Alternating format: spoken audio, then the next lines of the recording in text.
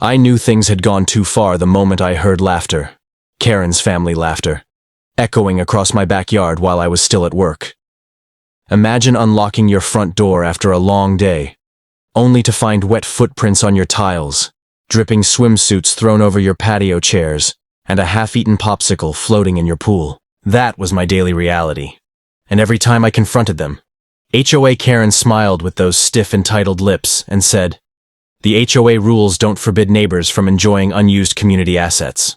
Except it wasn't a community asset. It was my private pool, behind my private house, on my private property. But nothing, absolutely nothing, was going to stop her. Not the signs I put up, not the locks I installed twice, not even the security camera footage I emailed her with the subject line, "Explain this."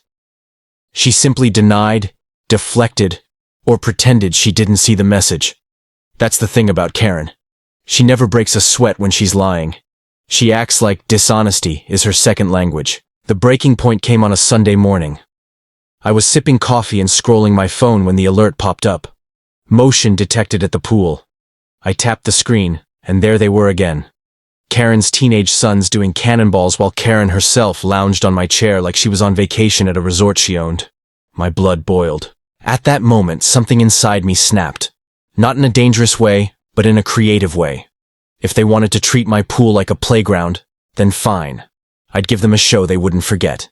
I didn't want to harm them, but I wanted to stop them. Permanently. That's when I remembered the bag of harmless, bright blue, pool-safe chalk powder I had bought for a prank event months earlier. Completely non-toxic, completely washable, and perfectly harmless. But it had one magical property. Once it mixed with water, it clung to skin like neon paint for hours. An idea sparked, brilliant, petty, and absolutely perfect. That evening, after everyone was asleep and the neighborhood was quiet, I slipped into my backyard, opened the bag, and gently sprinkled the powder across the water. It dissolved into a faint swirl instantly, invisible to anyone who wasn't looking closely.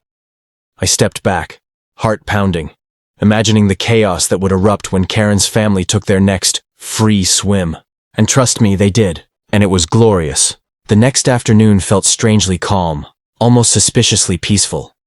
For the first time in weeks, I didn't hear splashing or screaming or Karen shouting orders like a drill sergeant running a summer camp.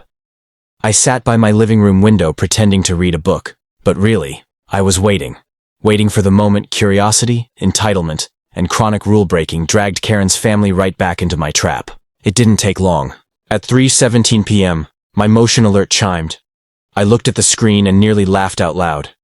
Karen's sons were already climbing the fence. Yes, my fence. While Karen herself marched behind them with the confidence of someone entering their own backyard.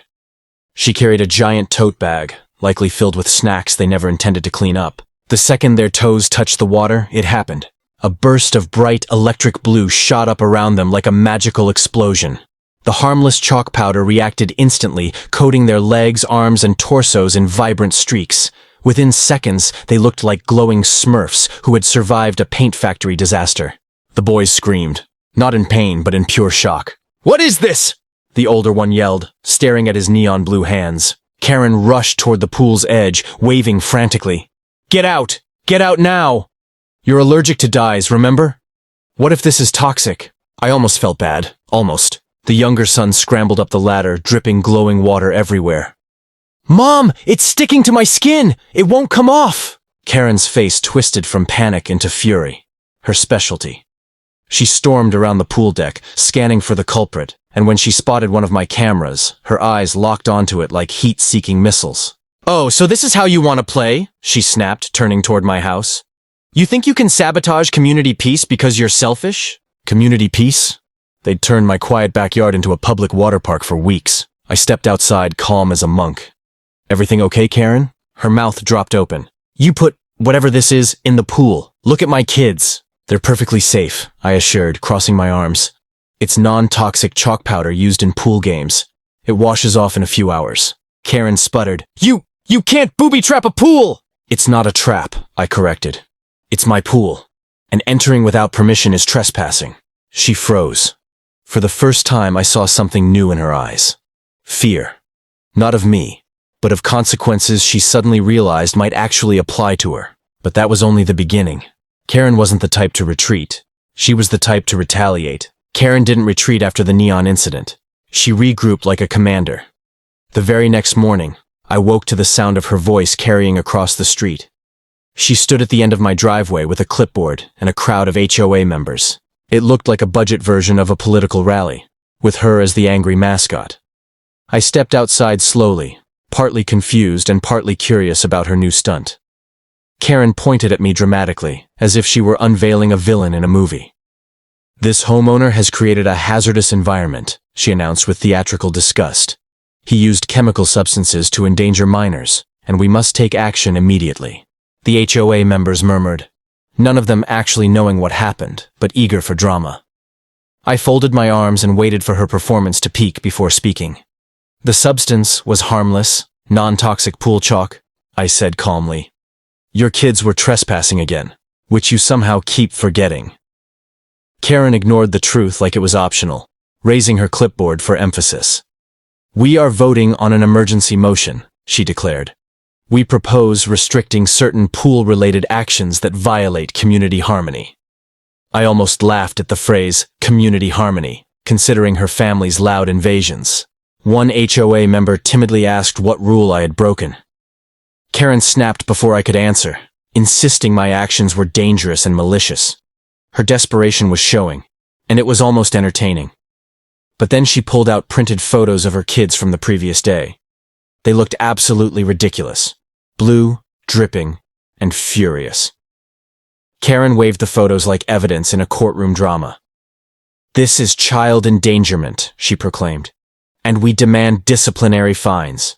That's when I decided her nonsense needed a firm, public shutdown. "Great," I said, stepping closer. "Then let's take this to the actual law, not HOA theatrics." The crowd went quiet instantly, like someone hit a mute button. I continued, choosing my words carefully. "Your kids climbed my fence and used my private pool without permission. That's trespassing, vandalism, and a liability issue. Shall we call the police and file an incident report?" Karen's face lost color faster than her kids lost their blue tint. The HOA members shifted nervously, realizing the legal tables had turned. Karen sputtered excuses, claiming misunderstandings and miscommunications. But her audience wasn't buying it anymore. For once, they saw her behavior for what it truly was, relentless entitlement. And that tiny shift in power changed everything. What 1 none 2 of 3 US 4 realized 5 in 6 that 7 tense 8 moment 9 was 10 that 11 Karen 12 wasn't 13 done 14 escalating 15 she 16 was 17 just 18 recalculating 19 and 20 the 21 plan 22 she 23 unleashed 24 next 25 wood 26 drag 27 this 28 petty 29 conflict 30 to 31 a 32 level 33 no 34 135 in 36 the 37 neighborhood 38 had 39 imagined 40 forcing 41 a 42 showdown 43 I 44 couldn't 45 avoid 46 at 47 that 48 time 49. For almost 48 hours after the HOA showdown, the neighborhood felt strangely quiet. Too quiet.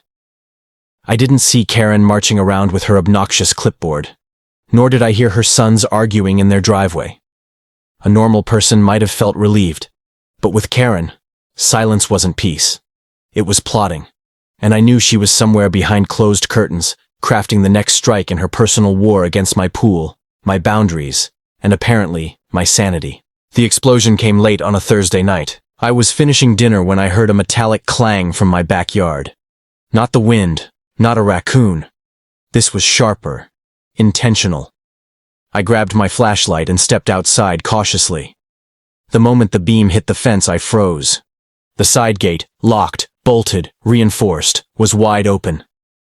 My stomach tightened as I approached the pool area, half expecting to find the same troublemakers as before. But what greeted me was worse. Karen stood on my pool deck, arms crossed, face twisted with the kind of fury only entitled righteousness could produce. Next to her was a man I'd never seen before, tall, annoyed, and clearly dragged into this against his will. He wore an HOA visitor badge, taped on crookedly as if she'd made it herself. "What are you doing on my property?" I demanded, stepping forward. Karen pointed at the pool dramatically. Inspecting a hazardous installation, she snapped. This is an emergency safety review. HOA protocol allows an unscheduled audit if community welfare is at risk.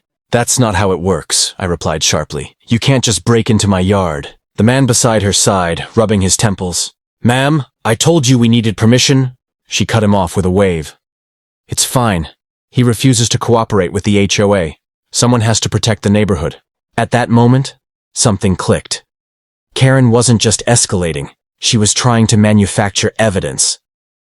I walked to the edge of the pool and saw what she'd done. An open container of some sort of cloudy substance sat on the deck, conveniently close to the water. A setup. A ridiculous, sloppy setup. You're not serious, I said, staring at her. You're trying to make it look like I contaminated my own pool? Karen lifted her chin.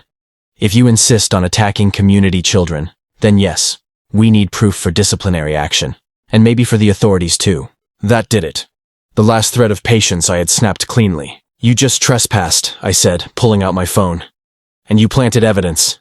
This is criminal. For the first time, the HOA man looked terrified, because he realized he was now part of a break-in he never agreed to. What happened next would turn this petty feud into something far bigger.